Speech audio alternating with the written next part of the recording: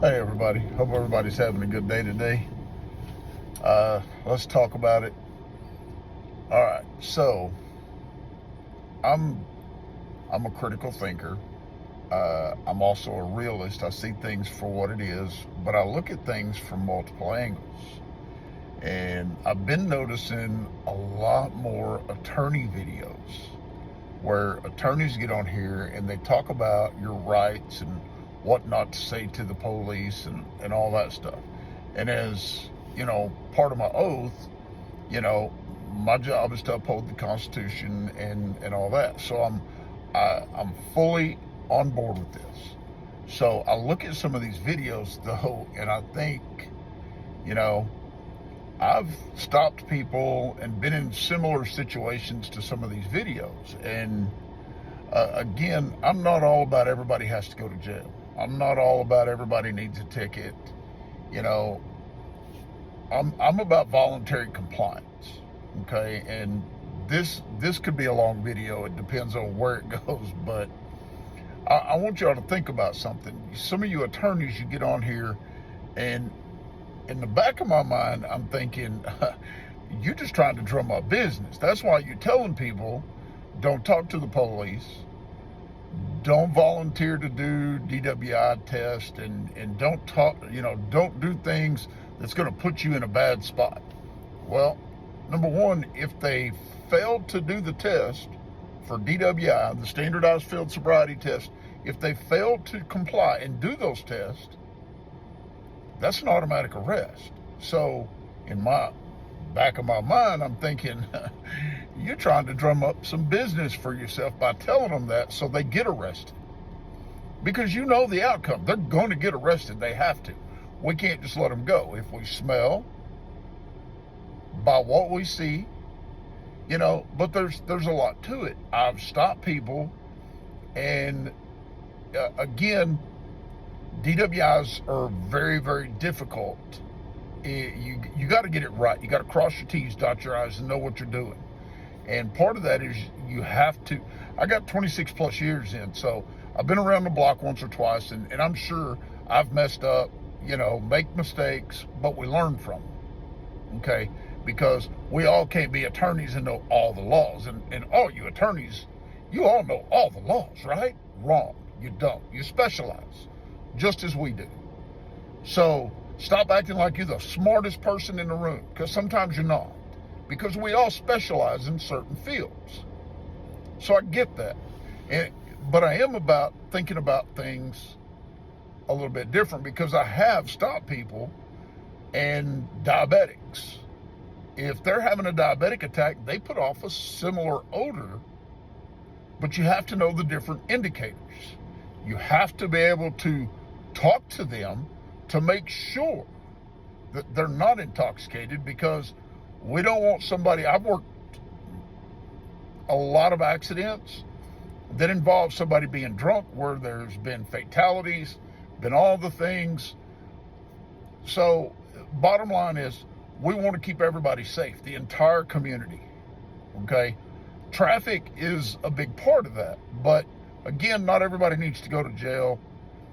Not everybody has to have a ticket. Voluntary compliance it's a very broad statement, okay? Because it goes all the way around. And you attorneys that are telling people not to get out here and talk to the police, sometimes it's in their benefit to talk to us. Again, I'm old school. I think everybody ought to own a gun. Everybody ought to have it on their person. I'm that guy. I feel like you should have it with you at all times. Can't defend yourself if it's in the glove box. Can't defend yourself if it's in the center console. You need to have it on you. Okay, but at the same time, I'm not the cop that's going to walk up to your window when you tell me, oh, I've got a gun on my hip. I'm not going to freak out. I'm not going to draw my weapon, but I am going to be safe, because bottom line, there's good, bad, and evil people out here. Okay, so we all have to do our part. And if I'm talking to you and I tell you, okay, well, don't make any sudden crazy movements, and then you hand me a CHL, a license to carry a gun, I'm not going to freak out. And you officers that do freak out when somebody tells you they got a gun, look, guys, it is their constitutional right to have that. Don't freak out. Don't panic. Be safe, but it's how you approach things. Because you do have attorneys out here that are looking for you to mess up. Because from all these videos that these attorneys are putting out trying to drum up business, guess what? Some of them got some pretty good points. Because some of you get out here and you really don't think critically about what you do. I'm all about going home to my family. So I'm ask, tell, make. That's the only way we're going to do this. But at the same time, every situation, every encounter is different. But you attorneys that are telling people not to comply, don't talk to law enforcement and all that, you're going to make our jobs even that much harder. Like, now that I've switched over to the constable's office, I did 21 years on the streets, and now that I've switched over to the constable's office and do civil process, look, guys, I knock on 50 to 75 doors a day to serve papers. Okay? I may have eviction papers, I may have custody for CPS, I may have divorce papers, child support, subpoenas. I have all kinds of papers that I have to serve you. And some of these attorneys are telling you, don't open the door. Okay, well, serving evictions and doing things like that, yeah, look, that's one part of my job I don't like. I don't like putting people out. But I'm also about, you gotta pay to live anywhere. I gotta pay, you gotta pay. It's just what it is. You can't just go and do what you want to do when you want to do it. So pay your bills, do whatever. I get it. The economy is sucking right now. I get it. But at the same time, you attorneys that are telling people don't open their door for the police, man, I just got paperwork for them, and I'm in a full freaking uniform when I'm out there. So you're trying to make my job harder to make you some money. Not every encounter with law enforcement is supposed to be bad. I shake hands, I wave at people, I talk to people all day long. But if you're telling them not to open the door because we're law enforcement and we're just there to violate their rights, their Fourth and Fifth Amendment rights, you guys are so stupid. I mean, everything is different. Come on, I get it. And I get what your videos are saying. Some of them are, yes. I've watched some of y'all's videos and I agree with you 150%. Some of these cops nowadays, but here's the problem. It's not just cops, it's people. You can't fix the people. There's good, bad, and evil that's gotten into every aspect of jobs. Every field has them. Attorneys, doctors, nurses, lawyers, police, fire. It's all got bad people in it, and they're all mixed in. So by telling them not to do these things, not only are you making our jobs harder, but some of these guys that do want to put everybody in jail that they encounter, you're telling them to get a free ride, because that's what's going to happen. A good encounter can actually be beneficial to people in general, because again, and I've said it before and I've talked about it, at 2 o'clock in the morning I roll up and I'm driving down the street blacked out, no lights on, and somebody's sitting in a car in the driveway at 2 o'clock in the morning. Now, what a reasonable and prudent person would think was, what's that person doing at 2 o'clock in the morning in their driveway? Sitting in a car. Okay. They could be going to work. They could be working on their car. I mean, anything could be happening. Now let's flip it. Somebody could be trying to steal your radio. They broke into your car, taking your money. You know, people like to leave stuff in cars. Guns. You leave them in the glove box. You leave them in the center console. You leave your wallet in the door. And little kids, especially 15, 16-year-old kids, like to go pull door handles in their neighborhoods now. It's a big thing. But all in all, if I stop and ask you, hey, what's going on? How are you tonight? And you want to play the whole game, which some of you do. Some of you people take it personal because I'm questioning you, because part of my job is to actually protect property. So if you live at that house and you're just doing nothing except sitting in your car listening to the radio, maybe you had a fight with your wife, whatever, or your husband, and you're just sitting in the car and you're just listening to music, you're thinking, or you're on the phone talking to somebody trying to calm you down. I get that. And at that point, when I verify that you do live there, I'm going to walk away. It's going to be no big deal, because I wanted to protect your property. So how am I supposed to do part of my job with attorneys telling you don't talk to the police? Because as soon as you start telling me that you don't want me there, you don't have to show me ID, you don't have to do any of this. And yes, part of that is against the Constitution, against your Fourth Amendment rights and Fifth. I get that. That's why it's a voluntary compliance that we're working on here. Just like if you're speeding and I stop you and ask you if there's an emergency and you tell me, yes, you're trying to get to the hospital, such and such, I had an accident, you're just trying to get to the hospital. Okay, I'm going to tell you to go ahead and go. But on the flip side, you get a lot of people that use excuses and they lie trying to get out of the ticket. I get that too. Okay, so it's the flip of a coin what you're going to get. But again, it's all about the interaction. If we're copacetic and we're both talking to each other and you're telling me why, I'm going to be more apt to work with you than not work with you. Because our job is law enforcement. And the job has changed, and I'll be honest with you, I don't like where law enforcement is headed. I don't like the way it's going. I think it's a joke. I think the attack on the rule of law is a very bad deal right now. But all in all, I see you attorneys get on here, and you're trying to make the job of law enforcement even harder.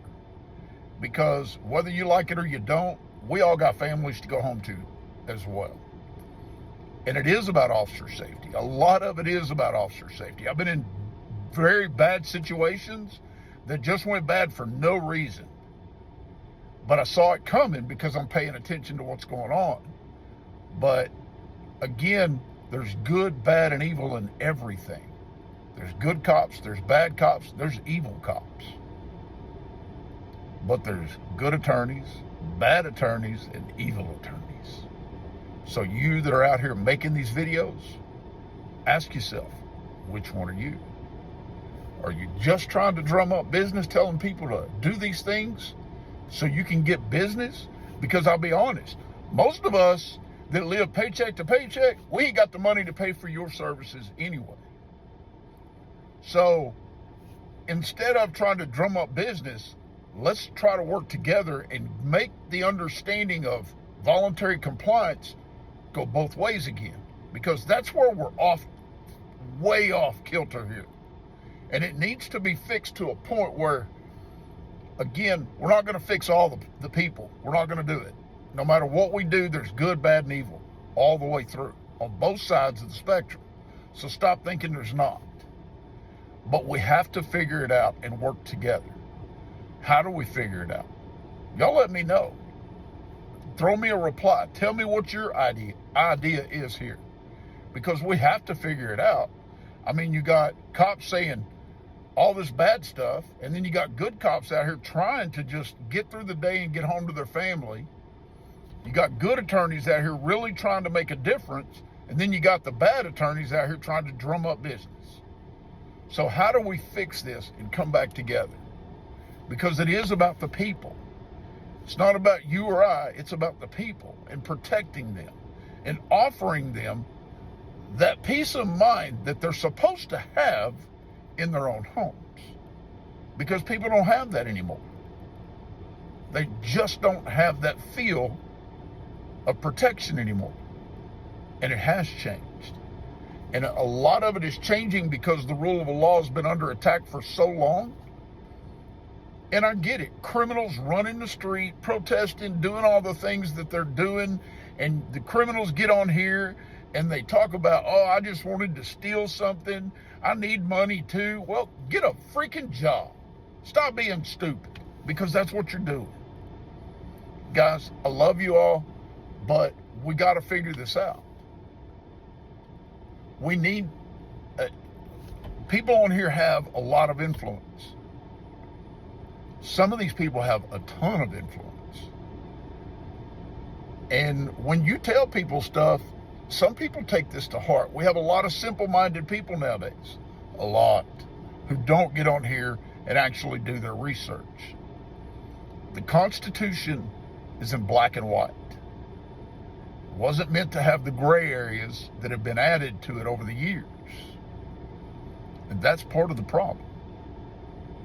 We have attorneys that get on here, and you have criminal attorneys that get on here and turn and twist the verbiage. Let's turn it and twist it just enough. So, in my opinion, it should say, because people don't fear consequences anymore. The consequences have changed. But there's a reason behind all of this. It's all about money and control. And some of y'all don't see that. And you want to make $1 off of it, and I get that. And I could care less about this channel if it ever takes off or if it don't. But the fact of the matter is, I get out here and I work my tail off for everything I have.